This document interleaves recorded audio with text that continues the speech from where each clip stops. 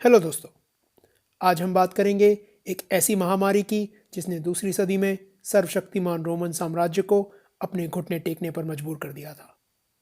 एक ऐसी घटना की जिसने रोमन साम्राज्य के सामाजिक, आर्थिक और राजनीतिक संतुलन को बिल्कुल तहस नहस कर दिया।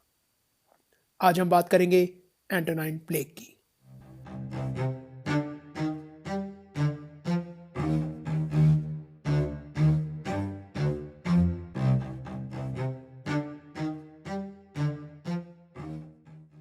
हेलो दोस्तों, एपिसोड 7 द एंटोनाइन प्लेग में आपका स्वागत है। तो एंटोनाइन प्लेग की कहानी शुरू करने से पहले ये जान लेते हैं कि इस महामारी को एंटोनाइन प्लेग क्यों कहते हैं। तो वो इसलिए कि जब ये महामारी रोमन साम्राज्य में फैली थी तो उस समय नर्वा एंटोनाइन वंश का राज चल रहा था। तो बस जैसे जस्टिनियन के प्लेग का नाम जस्टिनियन के ऊपर रख दिया गया, उसी तरह इस महामारी का नाम एंटोनाइन वंश के नाम पर रख दिया गया। इस महामारी को प्लेग ऑफ गेलन के नाम से भी जाना जाता है।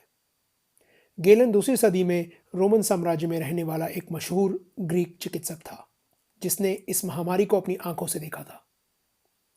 गेलन की लिखाई हमारे लिए इस महामारी की जानकारी का एक मुख्य स्रोत है। तो साल है 165 एडी और रोमन साम्राज्य की शक्ति और सफलता आसमान छू रही है। साम्राज्य के पिछले कुछ सम्राट बेहतरीन शासक रहे हैं, जिनके कारण साम्राज्य मेडिटेरेनियन क्षेत्र की महाशक्ति बन चुका है। पूर्व में सीरिया से पश्चिम में हिस्पैनिया तक और उत्तर में ब्रिटेन से लेकर दक्षिण में इजिप्ट और उत्तरी अफ्रीका तक सब रोमन साम्राज्य का हिस्सा है।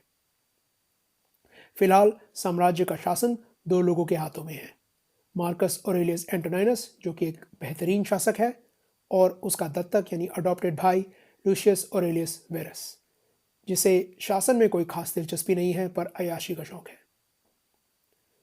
रोमन सेना इस समय सेलूकिया नाम के शहर का घेराव कर रही है। सेलूकिया मेसोपोटामिया में टिग्रिस नदी के किनारे स्थित एक शहर था। ये इलाका आज बगदाद शहर के अंदर आता है। अब स्पष्ट रूप से तो कहानी किसी को नहीं पता, पर माना जाता है कि इस घेराव के दौरान एक बीमारी सैनिकों के बीच फैलना शुरू हुई। अब शायद जानते होंगे कि प्राचीन समय में सेना के शिविरों में बहुत भीड़ भड़ाका हुआ करता था और ऐसी स्थिति संक्रामक रोगों के फैलने के लिए बिल्कुल उचित थी। तो उस समय बीमारी के स्रोत की जो कहानियां फैली, उनके हिसाब से सिलूकिया शहर के अंदर सम्राट लूशियस वेरस ने एक पुरानी कब्र खोली और बीमारी उसके अंदर से निकली। और ऐसी ही एक और कहानी के अनुसार एक रोमन सैनिक ने बेबीलोन शहर में स्थित ग्रीक देवता अपोलो के मंदिर में एक सोने का बक्सा खोला था और बीमारी श्राप के रूप में उसमें से निकली थी।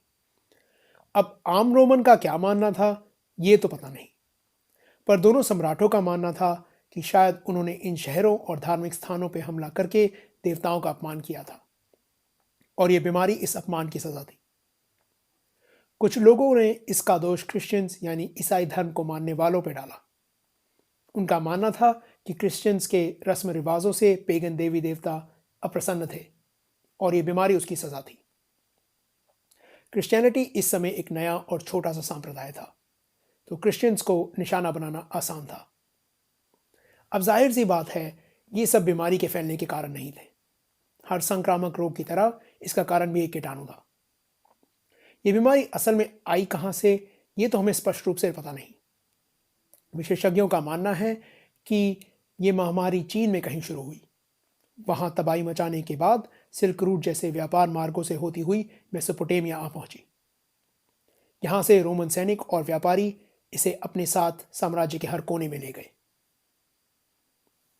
और जैसे जैसे लोग बीमारी के प्रकोप से बचने के लिए मुख्य शहरों से भागने लगे, वो अनजाने में इसे दूर दराज के इलाकों में फैलाते चले गए।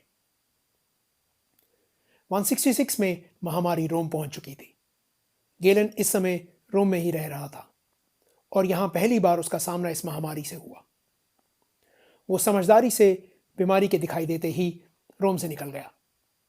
कुछ साल बाद 168 या 169 में उसे इटली के उत्तर पूर्वी क्षेत्र में स्थित एक्विलिया नाम के एक शहर में उपस्थित होने का आदेश दिया गया। रोमन सेना इस इलाके में एक और युद्ध लड़ रही थी और ये महामारी भीड़ भड़ाके का पीछा करते हुए यहां भी पहुंच गई। बीमारी के दिखाई देते ही गेलन और दोनों शासक मार्कस ऑरेलियस और लूशियस वेरस तुरंत ही इस क्षेत्र से भाग निकले। पर माना जाता है कि उनकी इस कोशिश के बावजूद वायरस इस बीमारी की चपेट में आ गया और 169 में उसकी मृत्यु हो गई। गेलन ने बड़ी समझदारी से इस महामारी से अपनी दूरी बनाए रखी, पर साथ ही इस समस्या के समाधान को ढूंढने की कोशिश करता रहा। जैसे मैंने पहले बताया कि इस मामले में गेलन की लिखाई, खासकर की बीमारी के लक्षणों का वर्णन, हमारी जानकारी का मुख्य स्रोत है। दुर्भाग्यवश गेलन का ध्यान असल बीमारी पर कम और उसके इलाज पर ज्यादा था। इसका मतलब यह है कि उसने किसी एक जगह पे ठीक से इस बीमारी के बारे में नहीं लिखा है। उसने बीमारी के इलाज के अलग अलग किस्सों के बारे में लिखते हुए बीमारी के लक्षणों का वर्णन किया है। इसके कारण इतिहासकारों को उसकी लिखाई के अलग अलग हिस्सों से जानकारी बटोरकर पूरी कहानी एकजुट करनी पड़ी है। तो देखते हैं कि गेलन हमें बीमारी के बारे में क्या बता सकता है। वो कहता है कि आमतौर पर पीड़ितों में बुखार, दस्त, उल्टियां, गले की सूजन, अत्यंत प्यास लगना और खांसी जैसे लक्षण दिखाई देते थे। कुछ लोगों का मल काले रंग का होता था, जो आंतड़ियों से खून निकलने के कारण था। गेलन का कहना था कि जिन लोगों का मल बहुत ही काला होता था, उनकी मृत्यु लगभग पक्की थी। जिन लोगों को खांसी होती थी, उनकी सांसों में एक दुर्गंध होती थी और कभी कभी खांसी के साथ थोड़ा बहुत खून भी निकलता था। इस बीमारी का सबसे सुस्पष्ट लक्षण था एक्जेंथेमा, यानी त्वचा पे लाल चकत्ते, दाने या फोड़े हो जाना। ये चकत्ते पूरे शरीर पर फैल जाते थे और कई बार काले पड़ जाते थे। पीड़ितों को बीमारी करीब 2 हफ्तों तक रहती थी। जो लोग पीड़ित होने के बाद जीवित बच जाते थे, उन्हें यह बीमारी फिर छू नहीं पाती थी, यानी उनके शरीर में इसके खिलाफ इम्यूनिटी बन जाती थी। इससे ज्यादा गेलन हमें बीमारी के बारे में कुछ खास नहीं बताता। शुरुआत में आधुनिक वैज्ञानिकों ने इस महामारी के लिए कई उम्मीदवार आगे रखे, जैसे यर्सीनिया पेस्टिस का प्लेग, टाइफस, स्मॉल पॉक्स यानी चेचक और मीसल्स यानी खसरा। पर आखिर में कड़ी जांच पड़ताल के बाद विशेषज्ञों की राय में एंटोनाइन प्लेग या तो स्मॉल पॉक्स था या मीजल्स। फिलहाल ज्यादातर विशेषज्ञ मानते हैं कि एंटोनाइन प्लेग स्मॉल पॉक्स था। तो देखते हैं कि यह बीमारी है क्या। स्मॉल पॉक्स का मूल कारण होता है वेरियोला वायरस, जो कि पॉक्सविरिडे परिवार का हिस्सा है। वेरियोला एक डीएनए वायरस है जो प्रकृति में सिर्फ इंसानों को संक्रमित करता है, पर लैब में परीक्षणों के दौरान यह देखा गया है कि यह अन्य जानवरों को संक्रमित करने की क्षमता भी रखता है। स्मॉल पॉक्स एक तेजी से फैलने वाली एयरबोर्न बीमारी है। इसका मतलब ये हवा के द्वारा गले, मुंह और नाक से निकली छोटी बूंदों से लोगों के बीच आसानी से फैल सकती है। इसके साथ साथ ये संक्रमित व्यक्ति के शारीरिक तरल पदार्थों यानी बॉडी फ्लूइड से संपर्क से या कुछ मामलों में पीड़ित के कपड़ों वगैरह के द्वारा भी फैल सकती है। ये धरती पर पहली बार कब दिखाई दी, ये स्पष्ट रूप से कहना मुश्किल है। हम बस ये जानते हैं कि ये कई हजार साल पुराना वायरस है। भारत और चीन के प्राचीन लेखों में स्मॉल पॉक्स जैसी किसी बीमारी का जिक्र किया गया है और 3000 साल पुरानी इजिप्शियन ममीज के शरीर पर ऐसे निशान पाए गए हैं जो कि स्मॉल पॉक्स के हो सकते हैं। पर हाल ही में लिथुएनिया में पाई गई एक ममी की जांच से ऐसा लगता है कि स्मॉल पॉक्स शायद उतना प्राचीन नहीं है जितना हम आज तक समझते आए हैं। खैर, फिलहाल हम इस बारे में कुछ ठीक से नहीं कह सकते, तो इसलिए आगे बढ़ते हैं। इस बीमारी के लक्षण हम गेलन से कुछ हद तक एक बार सुन चुके हैं, पर क्योंकि उसने इनका वर्णन पूर्ण रूप से नहीं किया है, तो एक बार आधुनिक विज्ञान के नजरिए से भी इन लक्षणों को देख लेते हैं। तो स्मॉल पॉक्स के लक्षण हैं बुखार, सरदर्द, मांसपेशियों में दर्द, बेचैनी और असहजता और शरीर में कमजोरी महसूस होना। इसके साथ साथ नौजिया, उल्टी और पीठ में भी दर्द होता है। ये सब पहले 2-4 दिनों में होता है। यहां तक बीमारी ज्यादातर मामलों में संक्रामक नहीं होती। अगले 4 दिनों में शरीर पर लाल चकत्ते या रैशेस दिखाई देने लगते हैं, जो जल्द वायरस से भरे घावों में तब्दील हो जाते हैं। ये जीभ, मुंह और गले से शुरू होकर पूरे शरीर पर फैल जाते हैं। इस अवस्था में पीड़ित निश्चित रूप से संक्रामक हो जाता है। अगले कुछ दिनों में ये घाव और दाने पहले पस से भर जाते हैं और फिर सूखने लगते हैं। दानों पर स्कैब या पपड़ी बनने लगती है, जो अगले कुछ दिनों में खुद ही शरीर से गिरने लगती है और पीछे एक दाग छोड़ जाती है। इस चरण तक भी बीमारी संक्रामक रहती है। आखिर में करीब 4 हफ्ते बाद सारे स्कैब्स शरीर से गिर चुके होते हैं और व्यक्ति अब संक्रामक नहीं रहता। इस बीमारी के 4 रूप होते हैं: ऑर्डिनरी, मॉडिफाइड, मैलिग्नेंट या फ्लैट और हेमोरेजिक। विस्तार में इनकी बात किसी और दिन करेंगे। दूसरी सदी में यह महामारी रोमन साम्राज्य में आग की तरह फैल गई। पूर्व में इराक से लेकर पश्चिम में राइन नदी और गौल यानी फ्रांस और जर्मनी, आइबेरिया यानी स्पेन और शायद ब्रिटेन तक भी। इजिप्ट और उत्तरी अफ्रीका के इलाके भी इससे बच नहीं पाए। एंटोनाइन प्लेग की पहली लहर रोमन साम्राज्य में करीब 15 साल तक रही, यानी 165 एडी से 185 एडी तक। पर इसके बाद भी बीमारी गायब नहीं हो गई। इसके फैलने के किस्से अगले 10-12 सालों तक होते रहे। रोमन इतिहासकार कैसियस डियो का कहना था कि 189 इस महामारी का सबसे घातक साल था और एक समय पर रोम में करीब 2000 लोग रोजाना मर रहे थे। विशेषज्ञों का मानना है कि कुल मिलाकर करीब 50 लाख से 1 करोड़ लोग इस महामारी के कारण मारे गए। यकीन से कहना तो मुश्किल है, पर माना जाता है कि कुछ इलाकों की शायद 1/3 जनसंख्या इसके कारण खत्म हो गई। यहां तक कि रोमन साम्राज्य का दूसरा सम्राट मार्कस ऑरेलियस भी 180 एडी में इस महामारी के कारण मारा गया। अब क्योंकि यह बीमारी सबसे पहले सैनिकों में फैली थी और उनकी मदद से साम्राज्य के हर कोने में पहुंची थी, तो जाहिर सी बात है कि सेना पर इसका बहुत भारी प्रभाव पड़ा। इतने बड़े पैमाने पर काबिल सैनिकों के मर जाने से रोमन सेना काफी कमजोर पड़ गई थी। यह बहुत ही महत्वपूर्ण था क्योंकि रोम ऐसा राष्ट्र था जिसकी महिमा और शक्ति सफल सैन्य अभियानों पर बनी थी। पर एंटोनाइन प्लेग के कारण बहुत से अनुभवी सैनिक मारे जा चुके थे। सैनिकों की संख्या बरकरार रखने के लिए रोमन सेना को जैसे तैसे कहीं से भी नए सैनिकों को भर्ती करना पड़ा।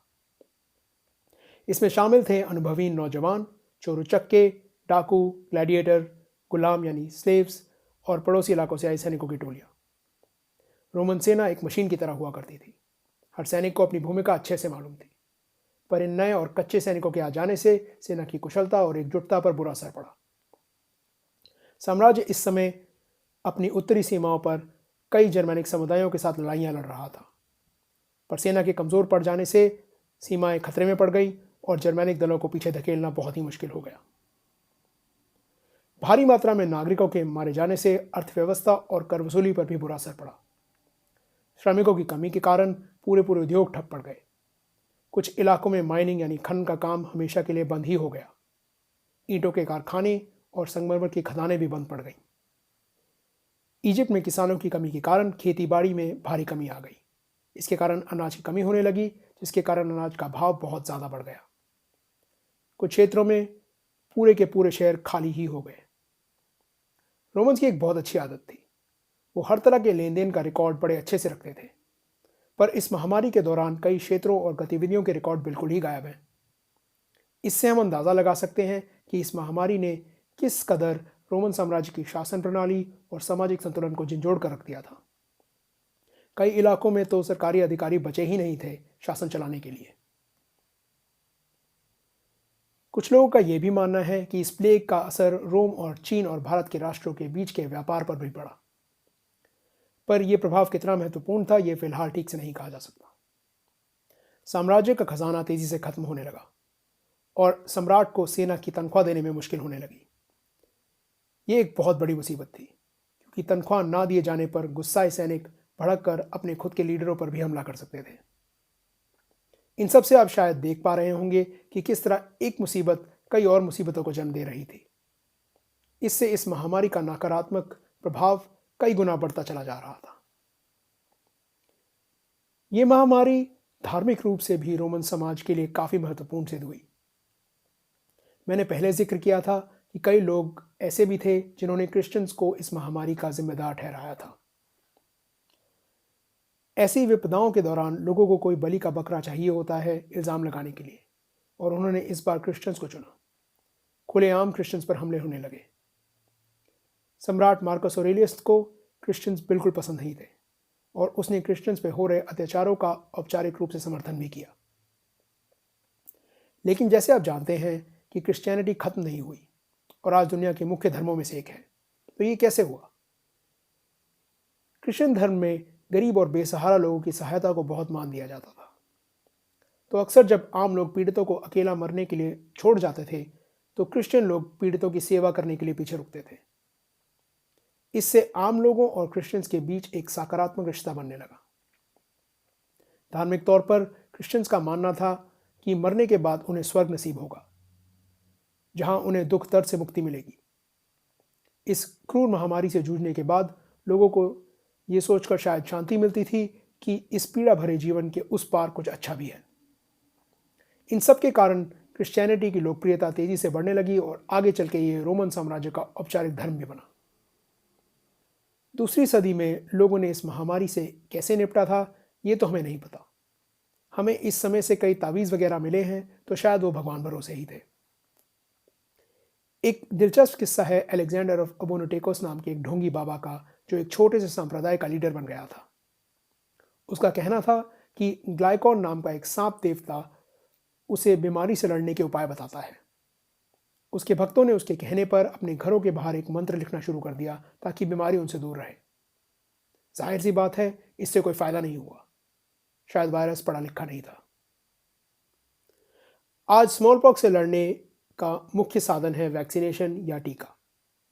अगर आपको टीका संक्रमण से पहले लगाया जाए तो यह आपको इस बीमारी से बचा सकता है। संक्रमण होने के 3 दिन बाद तक भी शायद बचा ले, पर उसके बाद वायरस के खिलाफ वैक्सीनेशन की शक्ति बहुत कम हो जाती है। हमारे पास कुछ एंटीवायरल दवाइयां भी हैं, पर क्योंकि इनको कभी स्मॉल पॉक्स के इलाज के लिए इस्तेमाल करने की ज़रूरत नहीं पड़ी है, तो यकीन से नहीं कहा जा सकता ये कितनी असरदार होंगी। आमतौर पर स्मॉल पॉक्स के टीके को प्रचलित करने का और मुख्य वैज्ञानिक विचारधारा में लाने का श्रेय डॉक्टर एडवर्ड जेनर को दिया जाता है।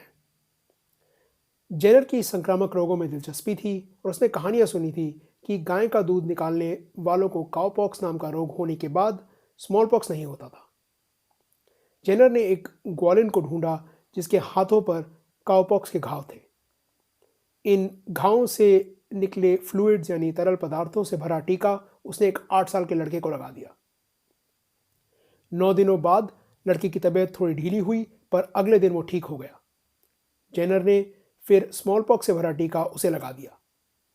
लड़के को स्मॉल पॉक्स नहीं हुआ और जेनर का परीक्षण सफल हुआ। शुरुआत में तो वैज्ञानिक संस्थानों ने उसकी खोज को नज़रअंदाज कर दिया, पर जेनर ने हार नहीं मानी। वो जांच पड़ताल करता गया और अपने इस इलाज के समर्थन में सबूत इकट्ठा करता गया। आखिर में सभी को यह मानना पड़ा कि जेनर सही कह रहा था। लैटिन में गाय को वाका कहा जाता है और काउपॉक्स को वैक्सीनिया। तो जेनर ने इलाज के इस नए तरीके को वैक्सीनेशन का नाम दिया। हालांकि स्मॉल पॉक्स को मिटाने में एडवर्ड जेनर और वैक्सीनेशन का बहुत महत्वपूर्ण योगदान है। जेनर पहला व्यक्ति नहीं था जिसने स्मॉल पॉक्स के खिलाफ ये तरीका अपनाया। आपको जान के शायद ताजुब होगा कि 15वीं या 16वीं सदी में चीन में स्मॉल पॉक्स के खिलाफ इम्यूनिटी बनाने के लिए नेज़ल इंसुफ्लेशन नाम के एक तरीके का इस्तेमाल हो रहा था। इसमें स्मॉल पॉक्स के दानों की पपड़ी को पीसकर नाक से अंदर खींच लिया जाता था। हमारे पास भारत से भी 18वीं सदी की कुछ कहानियां हैं जो इस बात की ओर इशारा करती हैं कि स्मॉल पॉक्स की इम्यूनिटी को लेकर यहां कोई इलाज चल रहा था। कहा जाता है कि इधर से उधर घूमने वाले ब्राह्मण एक नुकीली सुई को स्मॉल पॉक्स के दानों में डालकर उसे स्वस्थ व्यक्ति को इंजेक्शन की तरह लगा देते थे। लेकिन फिलहाल दावे से नहीं कहा जा सकता कि यह इलाज कब शुरू हुआ और कितना प्रचलित था। स्मॉल पॉक्स एक खौफनाक बीमारी थी। ये 30% संक्रमित व्यक्तियों की जान ले लेती थी और जो लोग इसके प्रकोप से जीवित बच जाते थे उनके शरीर पर जिंदगी भर के लिए दाग धब्बे और निशान रह जाते थे। माना जाता है कि 18वीं सदी में यूरोप में हर साल करीब 4 लाख लोग स्मॉल पॉक्स का शिकार होते थे। 20वीं सदी में इसने करीब 30 से 50 करोड़ लोगों की जानें ली। 1967 तक भी सालाना करीब 1 से 1.5 करोड़ लोगों को यह बीमारी हो रही थी। आज ये बीमारी पूरी तरह से खत्म हो चुकी है। दरअसल ये पहली संक्रामक बीमारी है जिसे मानव जाति ने पूरी तरह से उखाड़ फेंका है। प्राकृतिक रूप से होने वाले स्मॉल पॉक्स का आखिरी मामला 1977 में देखा गया था। और एक बार फिर हम आधुनिक चिकित्सा विज्ञान का शुक्रिया अदा कर सकते हैं कि हज़ारों साल के बाद दुनिया इस खतरनाक बीमारी के चंगुल से आज़ाद हो पाई है। तो ये थी एंटोनाइन प्लेग की कहानी। उम्मीद है आपको इसमें कुछ नया सीखने को मिला।